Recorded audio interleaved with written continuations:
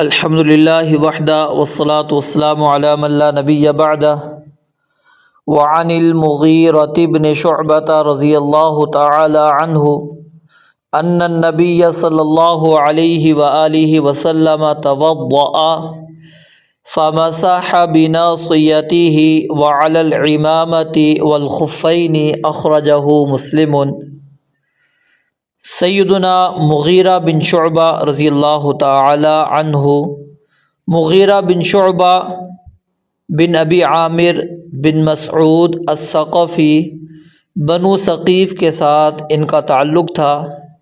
خندق والے سال یہ مسلمان ہوئے تھے اور سب سے پہلی جنگ جس کے اندر یہ شامل ہوئے وہ غزوہ صلح حدیبیہ تھی، اور نبی علیہ السلام کے یہ خادم تھے۔ آپ علیہ السلام کے لیے وضو وغیرہ کا پانی لے کر آیا کرتے تھے۔ تو ان سے جو مرویات ہیں اس کی تعداد 136 بیان کی جاتی ہے۔ مختلف جنگوں کے اندر یہ شریک ہوئے۔ سن 50 ہجری میں 70 برس کی عمر میں انہوں نے وفات پائی۔ تو سیدنا مغیرہ بن شعبہ غین کے کسرہ کے ساتھ ہے۔ سیدنا مغیرہ بن شعبہ رضی اللہ تعالی عنہ بیان فرماتے ہیں ان النبی صلی اللہ علیہ وآلہ وسلم، بے شک نبی مکرم علیہ السلام نے توضأ وضو کیا، توضأ وضو کیا، فمسح بناصیتہ، فمسح پس آپ علیہ السلام نے مسح کیا، بناصیتہ اپنی پیشانی کا، اپنی پیشانی کے بالوں کا۔ ناصیہ کس کو کہا جاتا ہے؟ پیشانی کے اس حصے کو جہاں سے بال کاٹے جاتے ہیں، اور سر کے اگلے حصے کو بھی ناصیہ کہا جاتا ہے۔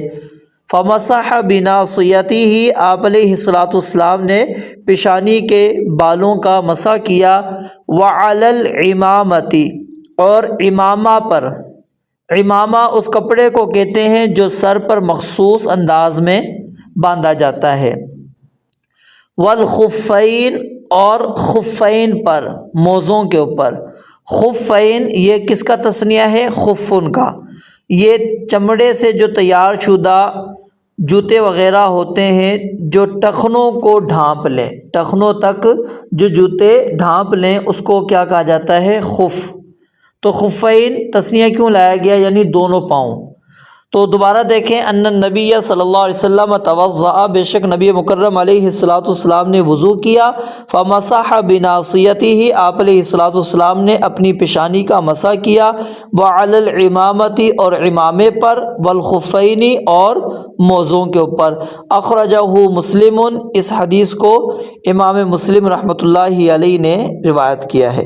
کچھ لوگوں نے اس روایت کے متعلق یہ بات بھی بیان کی ہے کہ اس کو امام بخاری رحمۃ اللہ علیہ نے نقل کی ہے، لیکن انہوں نے اس میں غلطی کھائی ہے۔ امام بخاری رحمۃ اللہ علیہ نے اس روایت کو نقل نہیں کیا۔ امام مسلم رحمۃ اللہ علیہ نے یہ حدیث ایک اور سند کے ساتھ بھی انہوں نے نقل کی ہے، جس کی سند اس سند سے بھی عالی ہے، کیونکہ اس میں بکر بن عبداللہ وہ براہ راست عروہ بن مغیرہ سے نقل کرتے ہیں، اور اس میں ناصیتن کی جگہ پر جو لفظ ہے وہ کیا ہے؟ سر کے اگلے حصے کے الفاظ ہیں۔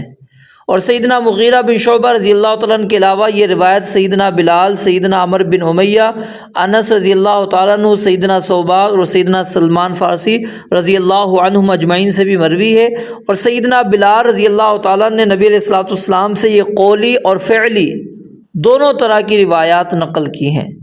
فعلی حدیث کو جو ہے امام مسلم نے، امام ترمذی اور امام ابن خزیمہ اور امام ابن ماجہ اور امام احمد بن حنبل رحمۃ اللہ علیہ نے ان الفاظ کے ساتھ نقل کیا ہے کہ نبی علیہ السلام نے مسح علی الخفین والخمار، اور آپ علیہ السلام نے موزوں اور جو قولی حدیث ہے اس کو امام احمد نے سیدنا بلال رضی اللہ تعالیٰ عنہ سے ان الفاظ سے نقل کی ہے، امسحو، یعنی مسح کرو، علی الخفین والخمار۔ تو یہ جو روایت ہے یہ سندن ضعیف ہے، کیونکہ مکحول کا نعیم سے جو ہے سما ثابت نہیں۔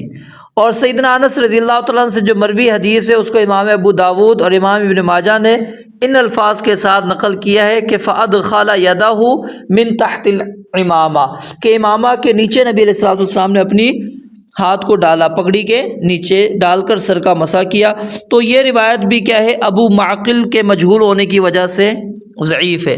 تو عمر بن امیہ سے جو مروی حدیث ہے اس کو امام بخاری، امام ابن خزیمہ اور امام ابن ماجہ نے روایت کیا ہے۔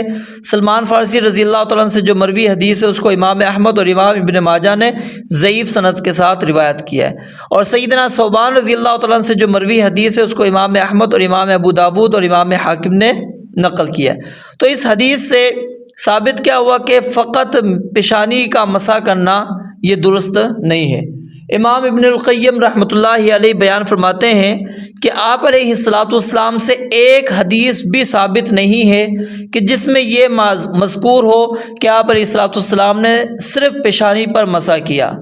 ہاں، نبی علیہ الصلوۃ والسلام کے سر مبارک پر امامہ ہوتا تھا تو آپ پیشانی پر مسح کرنے کے ساتھ ساتھ امامہ پر بھی مسح فرما لیتے تھے، اور جب آپ ننگے سر ہوتے تھے تو پورے سر کا مسح فرماتے، اور جب امامہ پہنا ہوتا تھا تو کبھی فقط امامے پر بھی مسح کر لیا کرتے تھے اور کبھی پیشانی اور امامہ دونوں پر مسح فرما لیتے تھے۔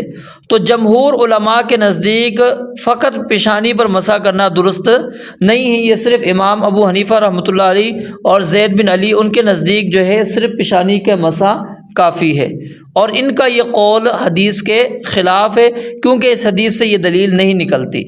اور اسی طرح اس حدیث سے موزوں پر مسح کرنا اس کا بھی ثبوت ملتا ہے۔ اور اسی طرح جو موزوں پر مسح کی حدیث ہے وہ تقریباً 60 افراد سے نقل ہے، وہ آگے میں تفصیل آپ کے سامنے رکھوں گا۔ تو 60 جو ہے افراد نے ان احادیث کو نقل کیا جس کے اوپر موزوں پر مسح کرنا جائز ہے۔ تو اس حدیث کے مبارکہ کے اندر جو مسئلہ ثابت ہوتا ہے وہ کیا ہے؟ سب سے پہلا کہ پیشانی پر صرف مسح کرنا یہ درست نہیں ہے۔ جن لوگوں نے اس سے استدلال کیا ہے کہ چوتھائی حصے پر مسح کر سکتے ہیں ان کا مسئلہ درست نہیں ہے، کیونکہ نبی علیہ الصلوۃ والسلام سے جو الفاظ ہیں وہ کیا ہے؟ فَمَسَحَ بِنَاصِيَتِهِ وَعَلَى الْإِمَامَةِ، آپ نے پیشانی کے بالوں پر مسح کیا اور امامے پر، یعنی جو بال ظاہر تھے پیشانی کے ان کے اوپر مسح کیا، اور پگڑی کے اوپر بھی نبی علیہ الصلوۃ والسلام نے مسح کر دیا۔ اور ایک روایت کے اندر الفاظ کیا ہیں؟ وَعَلَى الْإِمَامَةِ وَالْخُفَّيْنِ کی جگہ وَعَلَى الْإِمَامَةِ وَعَلَى الْخُفَّيْنِ کے الفاظ ہیں۔ یہ صحیح مسلم کا ایک نسخہ ہے، اس کے اندر یہ الفاظ بھی موجود ہیں۔ تو فقط پیشانی کا مسح کرنا یہ کافی نہیں ہے۔ اور اسی طرح امامہ اور موزوں پر مسح کیا جا سکتا ہے، لیکن ان کی شرائط کچھ ہیں، وہ انشاءاللہ جب آگے ہم مسئلے کے مسائل پڑھیں گے وہاں پر آپ کو تفصیل کے ساتھ بیان کروں گا کہ کن صورتوں کے اندر مسح کر سکتے ہیں، کن صورتوں میں نہیں، اور کن کن چیزوں پر مسح ہو سکتا ہے اور کن چیزوں پر مسح نہیں ہو سکتا، اور کب مسح کرنا ہے اور کب نہیں کرنا، یہ ساری تفصیل انشاءاللہ وہاں پر مذکور ہوگی۔ اللہ رب العالمین سے دعا ہے رب العالمین سمجھنے عمل کرنے کی توفیق عطا فرمائے۔ وآخر دعوانا الحمدللہ رب العالمین۔